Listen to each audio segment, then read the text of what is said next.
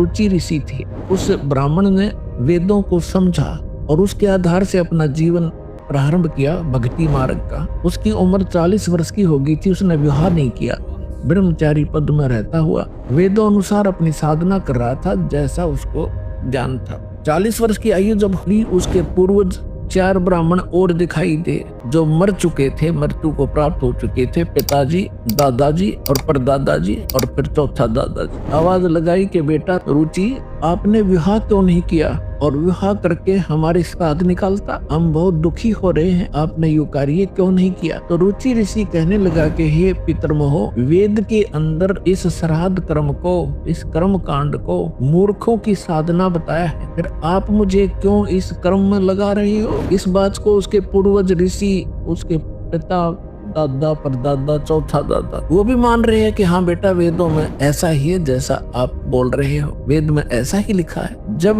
वेद में, वेद है सिद्धांत भगवान का, एक विधान परमात्मा का। अब इनकी अकल देखो, इनकी चोर ले गए इनकी अकल को, इन पितरों की, श्राद्ध निकलवाने वालों की। अब वो लड़का ठीक साधना कर रहा था अपनी वेदों के आधार से, और ये भी मानते हैं कि तू आप जो साधना करे तो मोक्ष मार्ग है, और तू क्या हमारा ले माजा तू कुएं में गिर पितर बन। और ये कह रहा है कि रुचि कह रहा है कि ये तो वेद में इसको मूर्खों की पूजा बताया है, अविद्या क्या है, और खुद भी मानते हैं ये बात तो सही है, इसमें कोई मिथ्या। वेद में रिजेक्ट कर दिया कि साधना नहीं करनी चाहिए, पितर पूजा, भूत पूजा। इन्होंने इस रुचि को डरा धमका के, अटबट सुना के, अब जिसके पहले वाले 4 दादे, परदादे, पिताजी दिखाई दे जा, ये तो खरबुद्धिमान व्यक्ति था, थोड़ा बहुत इसने तो अपना तर्क दे भी दिया। और आपको कोई 4 दादे दी तो जब समर्पण कर दो, बोलो जी के को वही कर दूंगा। तो हमने इन दादों के चक्कर में ही पड़ा नहीं।